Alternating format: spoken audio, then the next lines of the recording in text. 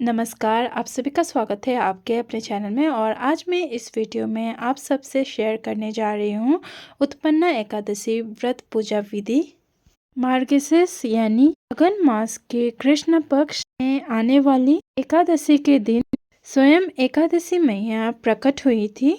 जैसा कि नाम से ही पता चलता है कि उत्पन्ना एकादशी, और इसीलिए इस दिन का विशेष महत्व है। इसीलिए अगर आप भी एकादशी व्रत तो का शुभारंभ करना चाहते हैं तो उत्पन्ना एकादशी करते हैं तो बहुत ही शुभ होता है। एकादशी के दिन सुबह स्नान आदि करके के बाद साफ स्वच्छ वस्त्र पहन के, और आप इस पूजन को अपने घर के मंदिर में भी कर सकते हैं। यदि आपके घर के मंदिर में जगह हो तो, स्पेस ज़्यादा है तो आप कर सकते हैं, या फिर आप अलग से चौकी लगाकर भी इस पूजन को कर सकते हैं।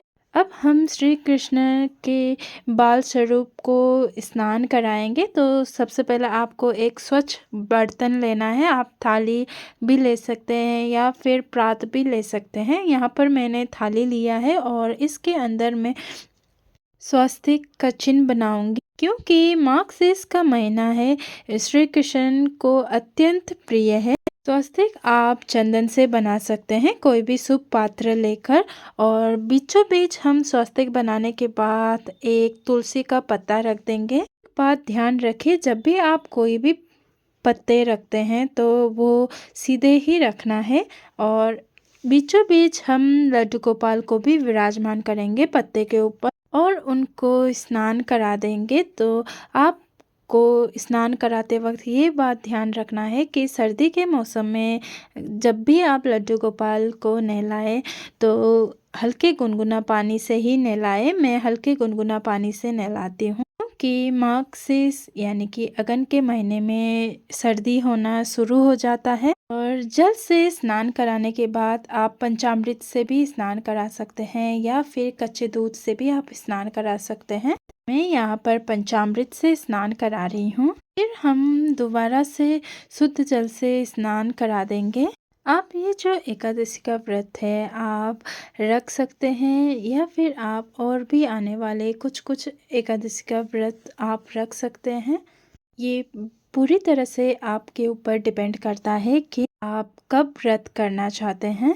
ये जो एकादशी का व्रत होता है वो पूरा श्रद्धा भाव से रखना होता है, नियमों का पालन करना होता है। अब स्नान हो जाने के बाद लड्डू गोपाल को हम अच्छे से अंग पोषण कर देंगे। एक साफ सुथरा वस्त्र लीजिए, फिर इनके अंग पोषण कर दीजिए। और इसके बाद ये जो स्नान किया हुआ जल है इसको आप यहाँ वहाँ ना फेंकें, इसे तुलसी के पौधों में डाल सकते हैं या फिर आप घर में सभी को बांट सकते हैं पंचामृत के तौर पर। अब हम एक चौकी लगा लेंगे, चौकी के ऊपर पीले रंग का वस्त्र बिछा लेंगे। क्योंकि उत्पन्न एकादशी है, बहुत ही खास एकादशी माना जाता है, इसीलिए मैं यहाँ पर मैंने एक चौकी लगा ली है। चौकी के ऊपर हमने पीले रंग का वस्त्र बिछा लिया है। क्योंकि उत्पन्न एकादशी है इसीलिए मैं कलश की स्थापना करने जा रही हूँ। तो कलश की स्थापना के लिए आपको पीतल का, तांबे का या फिर आप मिट्टी का कलश ले सकते हैं। कलश के ऊपर हम स्वास्तिक बना लेंगे। जिस तरह से मैंने बनाया है उसी तरह से आप स्वास्तिक बना लीजिए। और स्वास्तिक बनाने के बाद अब हम कलश में मोली बांध देंगे। मोली कंठ में हमें बांधना होता है, तो बिना कलश में मोली बांधे खाली कलश माना जाता है, इसलिए हम कलश में मोली अवश्य ही बांधेंगे। तो आपको भी हमेशा पूजा करते वक्त कलश में मोली ज़रूर बांधिएगा। और कलश में मोली बांधने के बाद अब हम कलश के अंदर थोड़ा सा गंगा जल मिला लेंगे। गंगा जल मिलाने के बाद थोड़ा सा जल हम इसमें डाल देंगे। जल डालने के बाद आपको एक चुटकी हल्दी या फिर हल्दी एक गांठ आप डाल सकते हैं यदि उपलब्ध है तो। हल्दी पाउडर डालने के बाद अब हम इसमें 1 रुपये का सिक्का, एक सुपारी और थोड़ा सा तिल डाल देंगे। और थोड़ा सा फूलों का पंखुड़ी भी आप डाल सकते हैं या फिर फूल साबुत भी आप डाल सकते हैं। और जहाँ पर आप कलश रख रहे हैं। जैसे मैं कलश रख रही हूँ स्थापना करने के लिए, तो मैं थोड़ा सा तिल का आसन देते हुए अब मैं ये कलश रख दूँगी। तो कलश में हम 5 पल्लव लगा लेंगे। आप अलग अलग वृक्ष का भी लगा सकते हैं या फिर एक ही वृक्ष का आप 5 पत्ते लगा सकते हैं। तो मैंने यहाँ पर अशोका के पत्ते लिए हैं। आपके पास आम के पत्ते मिल जाते हैं तो आप आम के पत्ते लगा लीजिए। मेरे यहाँ पर पास अशोका के पत्ते हैं, अशोका के पत्ते ही उपलब्ध है, तो मैं अशोका के पत्ते लगा रही हूँ। जब भी आप अशोका के पत्ते या आम के पत्ते लगाएं, उनको अच्छे से टीक लें, यानी कि तिलक कर दें। आप रोली से और चंदन से आप तिलक कर सकते हैं। और पल्लव रखने के बाद आपको एक पूर्ण पात्र रखना है, यानी कि एक आपको प्लेट लेना है या फिर सराय लेना है। सराय के ऊपर या प्लेट के ऊपर आपको थोड़े से तिल डाल देना है। तिल डालने के बाद हमें इसको कलश के ऊपर रख देना है। इसके बाद हम चौकी के ऊपर थोड़ा सा अब हम तिल का आसन देते हुए या फिर आपके पास पुष्प है तो पुष्प का आसन देते हुए हम गणेश जी को विराजमान कराएंगे। और इसके बाद हम भगवान विष्णु की तस्वीर या मूर्ति हम विराजमान करेंगे। भगवान विष्णु की तस्वीर आपके पास कोई भी हो, अकेले हो या फिर कोई भी स्वरूप हो, वो आप चौकी पर विराजमान करा सकते हैं। फिर कृष्ण भगवान या फिर लड्डू गोपाल जी की भी पूजन कर सकते हैं, बाल गोपाल का। और यहाँ पर मैंने लड्डू गोपाल जी को भी पोशाक पहना दिया है, सुंदर से वस्त्र पहनाकर सजा दिया है। और लड्डू गोपाल जी को भी हम इसी चौकी पर विराजमान करा देंगे साइड में। अब हमें एक पात्र हमने लिया है कलश के ऊपर रखे हुए, उसके ऊपर हमें शुद्ध देसी घी का दीपक रखकर हमें प्रज्वलित करना है। उसके बाद हमें धूप प्रज्वलित कर कर पूजा को शुरू करना है। क्योंकि भगवान विष्णु और माता लक्ष्मी को सुगंध अति ही प्रिय है, इसलिए हम धूप प्रज्वलित कर लेते हैं पहले। फिर हमें एक लोटा जल लेना है और फूलों की मदद से हमें स्नान भाव से जल के छींटे देने हैं। और सभी को अब हम तिलक करेंगे। सबसे पहले गणेश जी को तिलक लगाएंगे, फिर विष्णु भगवान को लगाएंगे, माता लक्ष्मी को रोली से तिलक करेंगे और दीप देव को भी हम तिलक करेंगे। देखिए, वैसे तो किसी भी व्रत का शुभ आरंभ की शुरुआत करनी हो तो आपको शुक्ल पक्ष से करना चाहिए, ये बहुत ही शुभ माना जाता है। परंतु ये जो एकादशी है वो कृष्ण पक्ष में आती है और इस एकादशी को यानी कि पन्ना एकादशी से निसंकोच व्रत का शुभारंभ कर सकते हैं। और अब हम तिल समर्पित कर देंगे सभी को, क्योंकि एकादशी के पूजन में हमें चावल का प्रयोग नहीं करना है, ये वंचित माना जाता है। चावल का प्रयोग कभी नहीं किया जाता, तिल का ही प्रयोग किया जाता है। ये बात विशेष रूप से ध्यान करने वाली होती है। ना ही एकादशी के दिन चावल का सेवन किया जाता है। और जो भी व्रत करने वाले होते हैं उनको एकादशी के व्रत का नियम वाले होते हैं, वो एकादशी से पहले ही चावल को नहीं खाते और एकादशी के दिन तो बिल्कुल ही चावल का सेवन नहीं करते। शुद्ध सात्विक आहार ही दशमी के दिन करते हैं, फिर एकादशी का व्रत करते हैं। अब हमें गणपति जी को पुष्प अर्पित करना है। लाल गुलाब या फिर गुड़हल का फूल आपके पास है तो वो आप अर्पित कीजिए, और हो सके तो दूब घास भी आप अर्पित कर सकते हैं यदि संभव हो तो।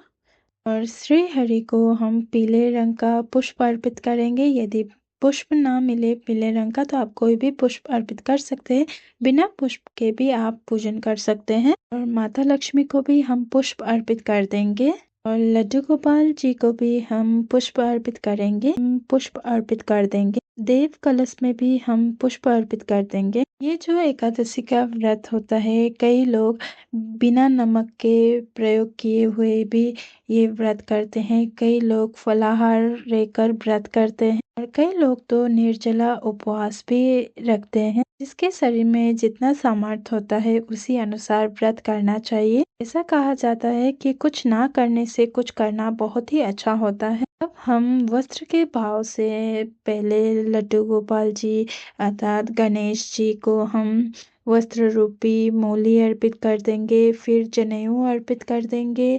फिर उसके बाद हम लड्डू गोपाल जी को भी वस्त्र रूपी कलावा अर्पित कर देंगे और विष्णु भगवान की तस्वीर जो हमने रखी है उसमें भी हम जनेऊ अर्पित कर देंगे, फिर वस्त्र रूपी मूली अर्पित कर देंगे। फिर इसके बाद हम और सभी को हम इत्र अर्पित करेंगे, क्योंकि माता लक्ष्मी और भगवान विष्णु को इत्र बहुत ही ज़्यादा प्रिय है, इसलिए हम इत्र अर्पित करेंगे। इसके साथ ही हम भगवान विष्णु को तुलसी दल अर्पित करेंगे। एक बात ध्यान रखिए कि तुलसी माता का पत्ते नहीं तोड़े जाते। इस दिन आपको पहले ही तुलसी पत्ते तोड़ लेना होता है। एकादशी के दिन आपको ये काम नहीं करना होता, दशमी के दिन ही आपको रखना होता है। इसके बाद हम भोग अर्पित करेंगे, तो हम गणपति जी को अलग से भोग लगाएंगे। तो नारियल के लड्डू का भोग मैं यहाँ पर लगा रही हूँ। श्री हरि लक्ष्मी माता लड्डू गोपाल को सभी को मैं यहाँ पर भोग अर्पित कर रही हूँ, नारियल के लड्डू का भोग अर्पित कर रही हूँ। इसके बाद हम जो मौसमी फल होता है, जैसे हर वक्त मिलने वाला या इसी मौसम में मिलने वाला फल हम रख देंगे। जो भी आपके पास उपलब्ध हो वो आप रख सकते हैं, जैसे केला, अनार, एप्पल, ये आप भोग में लगा सकते हैं। क्योंकि एकादशी पर फलाहार ही भोग अर्पित करना होता है, इसीलिए हम फलाहार जितना हो सके उतना भोग लगाएंगे। क्योंकि इस व्रत में एक विशेष नियम होता है, अन्न नहीं सेवन किया जाता और अन्न का भोग भी नहीं लगाया जाता। तो भोग लगाने के बाद आपको 1 लोटा जल अवश्य ही अर्पित करना होता है। और भोग लगाने के बाद आपको भोग में सभी भोग जो भी आपने हरि विष्णु और माता लक्ष्मी को भोग लगाया है, लड्डू गोपाल को भोग लगाया है, उसमें आपको तुलसी दल अवश्य ही डालना है और जल के लोटे में भी आपको एक तुलसी दल डालना है। और गणेश जी के भोग में तुलसी दल ना डालें, क्योंकि श्री हरि और लड्डू गोपाल जी बिना तुलसी दल के भोग ग्रहण नहीं करते, इसलिए आपको ये बात ध्यान रखना है। और तुलसी विष्णु भगवान को अर्पित करते हुए मंजरी वाला तुलसी मिले तो आप वो अर्पित करें, ये बहुत ही अच्छा माना जाता है। अब हमें सीधे हाथ में तिल लेकर या फिर पुष्प लेकर एकादशी का मातम है तो आप पढ़ सकते हैं, या फिर एकादशी की व्रत कथा है तो वो आप पढ़िए या फिर सुन सकते हैं। व्रत कथा पढ़ने के बाद या फिर एकादशी के मातम पढ़ने के बाद जो भी आपने हाथ में आपने जो तिल और पुष्प अपने हाथ में लिया है, वो अब हम हरि विष्णु और माता लक्ष्मी के चरणों में हम छोड़ देंगे। इसके बाद अब हम बहुत ही प्रेम पूर्वक आरती उतारेंगे। तो आरती के लिए आप अलग से दीपक प्रज्वलित कर लीजिए या फिर आप कपूर से भी आरती कर सकते हैं। तो मैं यहाँ पर अलग से दीपक प्रज्वलित कर आरती करूँगी। और सबसे पहले हम गणपति जी की यानी कि गणेश जी की आरती करेंगे, फिर श्री हरि विष्णु जी की आरती करेंगे, माता लक्ष्मी की आरती करेंगे और लड्डू गोपाल जी की आरती करेंगे। बहुत ही प्रेम पूर्वक हमें आरती करनी है और कलश देव की भी हमें आरती उतारनी है। सभी की आरती हम प्रेम पूर्वक ही उतारेंगे। इसके साथ ही आपको पारण का समय भी जान लेना होता है, क्योंकि एकादशी के व्रत में पारण का विशेष महत्व होता है। पारण के बाद ही व्रत पूर्ण माना जाता है और एकादशी के अगले दिन आपको पारण करनी होती है। और पारण का शुभ समय आपको अपने एरिया के जगह के हिसाब से ही आपको शुभ समय पता करनी होती है और आप पारण कर सकते हैं समय पता कर कर। अब हम आरती पूर्ण करने के बाद सीधे हाथ चौकी के ऊपर वार देंगे। इस तरह से पूजा का आचमन हो जाता है और इसके बाद हाथ जोड़कर आचमन करने के बाद आपको जितना सामर्थ हो उसी अनुसार आपको दक्षिणा रखना है, क्योंकि दक्षिणा के जो नियम है, दक्षिणा जो होता है हमारे पूजा में रही कमियों को दूर करता है, इसलिए दक्षिणा आपको अवश्य ही अर्पित करना है। दक्षिणा अर्पित करने के बाद हमें हाथ जोड़कर क्षमा याचना करनी है और भगवान से प्रार्थना करनी है। और इस तरह से एकादशी उत्पन्न एकादशी की पूजा पूर्ण होती है और उत्पन्न एकादशी से ही व्रत शुरू करने का विधान माना गया है। आशा करती हूँ आप सबको ये वीडियो पसंद आई होगी। वीडियो अच्छी लगी तो आप सब इस वीडियो को लाइक, शेयर एंड कमेंट अवश्य ही कर दीजिएगा और चैनल को सब्सक्राइब अवश्य ही कर दीजिएगा। मेरे वीडियो देखने के लिए आप सबको बहुत बहुत धन्यवाद।